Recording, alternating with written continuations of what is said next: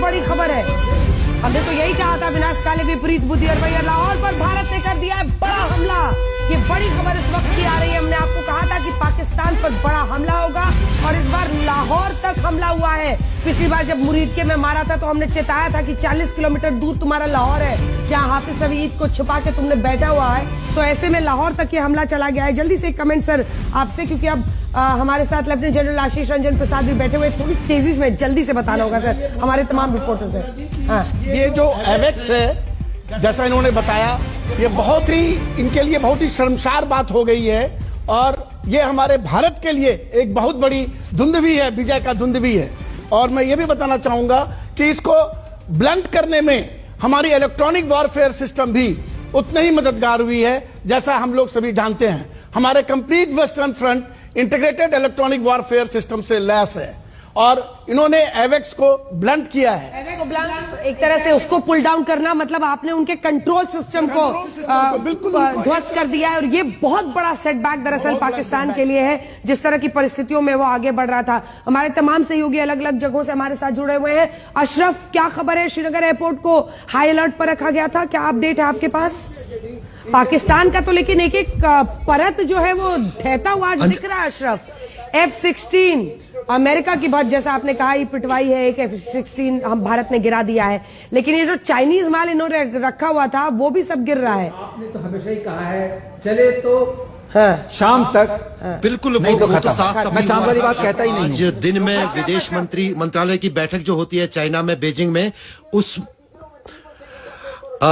अंजना, दरअसल आज दिन में जब ब्रीफिंग हो रही थी चाइना में, वहां के विदेश मंत्रालय से ये पूछा गया था एक सवाल कि आपके जहाजों का और आपके ये जो एयर डिफेंस सिस्टम है उसका इस्तेमाल किया है पाकिस्तान ने। उन्होंने कहा कि हमने तो दिया, हमें तो उसके बारे में कुछ जानकारी नहीं है। तो जाहिर है कि कहीं ना कहीं अमेरिका की तरफ से भी फटकार जो है पाकिस्तान को लगी है कि उन्होंने F-16 जो कि अमेरिका ने उनको उड़ाने के लिए कुछ नियम रखे हैं और कहा जा रहा है कि पाकिस्तान ने F-16 अमेरिका से अनुमति लिए बगैर ही जो है भारत के खिलाफ इस्तेमाल किए हैं। उस पर एतराज भारत सरकार ने जताया है अमेरिका के सामने और अमेरिका की फटकार भी जो है वो पाकिस्तान को सुननी पड़ी है। लेकिन यहां पर जो हमारे पास सबसे बड़ी ब्रेकिंग खबर ये है कि ISI ने जितने भी आतंकी जम्मू कश्मीर में है, जिनमें वो 3 आतंकी भी पाकिस्तानी हैं जिन्होंने पहलगाम का हमला अंजाम दिया था, उनको ये कहा गया है कि उनके पास जो भी सैन्य ठिकाना हो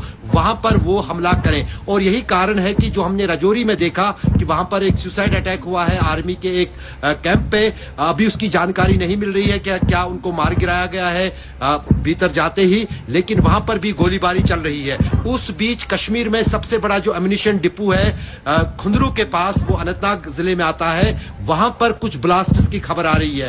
ये अभी साफ नहीं है कि वो क्या कारण है, क्या वहां पर भी सुसाइड ड्रेन पाकिस्तान के गए थे जिनको गिराया गया है, उसके बारे में है।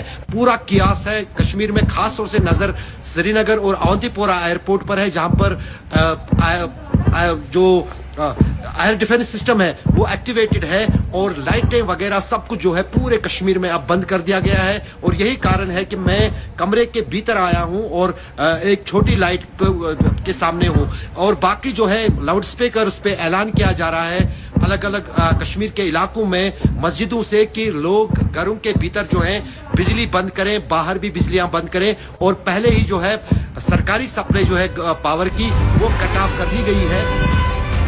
भारत ने लाहौर पर मिसाइलें दाग दी है। एस जयशंकर ने यूरोपियन यूनियन से भी बात की है। देखिए, भारत दोनों अपने पैरेलल चैनल्स पर काम कर रहा है। भारतीय सेना सतर्क है, मोर्चे पर तैनात है। उनके हमले को निष्क्रिय करने के बाद अब हमला लाहौर तक हो रहा है। और इधर एस जयशंकर सबसे पहले अमेरिकी विदेश मंत्री से बातचीत करते हैं और उसके बाद यूरोपियन यूनियन में भी वो बातचीत कर रहे हैं, क्योंकि देखिए डिप्लोमेटिक तरीके से भी आपको हर रास्ते पर आगे बढ़ना है। और एस जयशंकर ने किसी भी हमले का मुंहतोड़ जवाब देंगे ये साफ कह दिया है। उन्होंने यूरोपियन यूनियन से बातचीत की है, उन्होंने अमेरिका में बातचीत की है।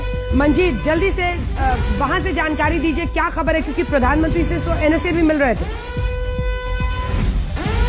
देखिए, इस वक्त अंजना जो खबर है दिल्ली की बात करें तो सरकार की तरफ तीनों सेनाओं को पहले से ही खुली छूट थी और अब तीनों सेनाओं ने जवाबी कार्रवाई पाकिस्तान के खिलाफ शुरू कर दी है। खासतौर से अगर हम एयर अटैक की बात करें तो सभी तरह की भारत के पास जो मिसाइल मौजूद हैं, जो दूसरे सिस्टम मौजूद हैं, उनसे जवाबी कार्रवाई शुरू होगी। और पाकिस्तान का जो पिछले लगभग 1.5-2 घंटे से जिस तरह का अलग अलग भारत के जो शहर है वहां पर जिस तरह के हमले थे वो लगभग पूरी तरह से नाकाम रहे हैं और पाकिस्तान पर अब जवाबी जो हमला भारत ने उसका जवाब देना शुरू किया है उसके नुकसान की खबरें आने शुरू हो गई हैं। दिल्ली में भी गहमागहमी है, लगातार प्रधानमंत्री अपने निवास पर पूरे हालात को देख रहे हैं, रक्षा मंत्री एक्टिव हैं, इसके अलावा एनएसएजी डोभाल ने उनको ब्रीफ किया है इस पूरे घटनाक्रम को लेकर।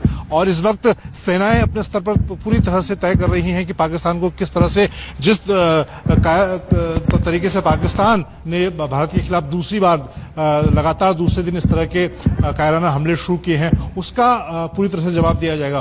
और रंजना, सबसे महत्वपूर्ण बात कि अब भारत को तय करना है कि पाकिस्तान के खिलाफ किस तरह की मिसाइल का इस्तेमाल करना है। अभी तक जो भारत ने अभी तक अपने मिसाइल से जिस तरह की मिसाइलों का इस्तेमाल किया है उसमें बहुत सारी ऐसी हैं, चाहे ब्रह्मोस की बात की जाए, बाकी मिसाइल की बात की जाए, वो सब अब पाकिस्तान के टारगेट में है और अब कोई भी शहर छूता नहीं है। जिस तरह से पाकिस्तान ने सारी सीमाएं लांघी हैं, सारे मिलिट्री इंस्टॉलेशन को निशाना बनाया है, तो भारत के पास भी अब राइट टू रिस्पॉन्ड का ऑप्शन पूरी तरह से खुला है सेनाओं के पास। और इसीलिए अब थोड़ी देर बाद वो भी खबरें हमारे पास आनी शुरू हो जाएंगी कि पाकिस्तान को कितना नुकसान हुआ है। अभी जिस तरह से उसके GF-17 और F-16 को मार गिराया गया है, एवेक्स सिस्टम जो कि पूरे सर्विलांस और पूरे एयर डिफेंस सिस्टम को कंट्रोल करता है, एक बड़ा सिस्टम है, भारत के पास भी वो सिस्टम मौजूद है यहाँ, लेकिन वो भी उसको भी पाकिस्तान के अंदर गिरा